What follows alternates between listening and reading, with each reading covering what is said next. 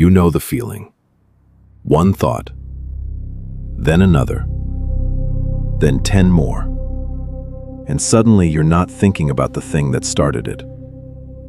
You're 3 layers deep into a version of your life that hasn't happened yet.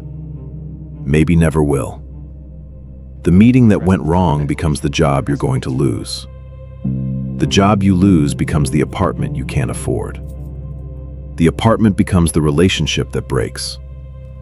The relationship becomes the proof that you were never enough to begin with. All of that. In 4 minutes.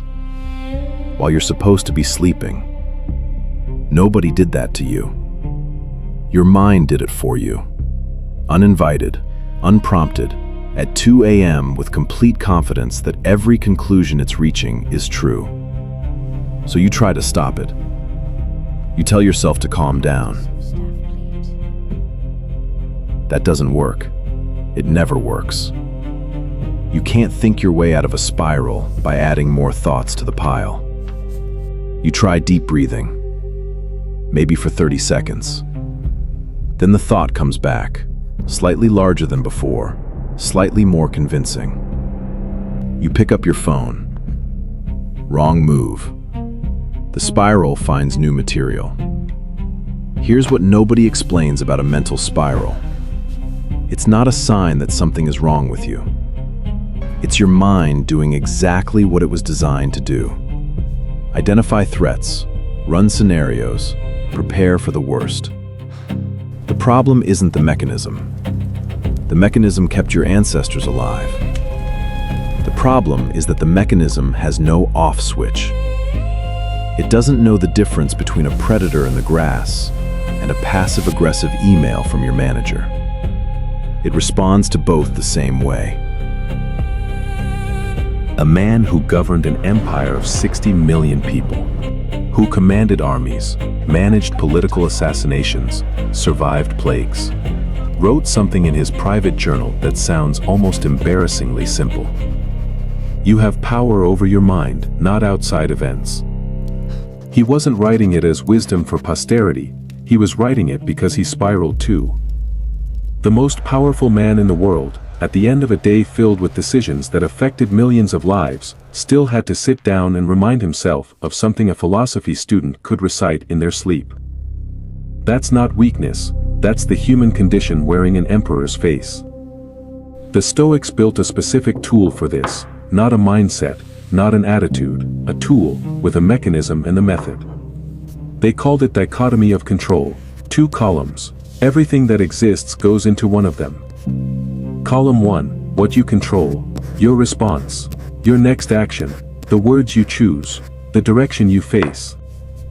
Column 2, everything else, what people think of you, what already happened, what might happen, the economy, the email, the silence after the meeting. The spiral lives entirely in column 2. Every single thought in a spiral, every catastrophic conclusion, every worst-case scenario, every what-if, is about something you cannot control. Here's how it works in the next 60 seconds of your life. The spiral starts. You feel it, that tightening, that momentum building behind your eyes. Don't fight it. Don't tell it to stop. That adds wood. Instead, one question. Just one. Is this in my column? The thing you're spiraling about, the outcome you're catastrophizing, the scenario you're running. Can you control it? Right now, in the next 10 minutes, with the actual tools you have. If yes, what's the one next action? Just one. Write it down. Go to sleep. If no, and most of the time the answer is no, then the spiral isn't protecting you.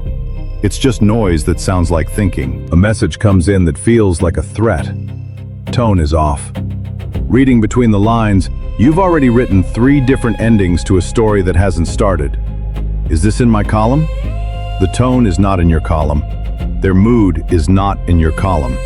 What it means is not in your column. What you send back, if anything, that's yours. That's the only column that exists right now. The spiral about money. The spiral about health. The spiral about whether you're falling behind, whether you made the right choice 5 years ago.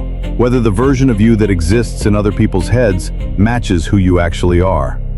All column 2. Every single one. Not because those things don't matter, but because the spiral, the spinning, does not move any of them 1 millimeter in any direction.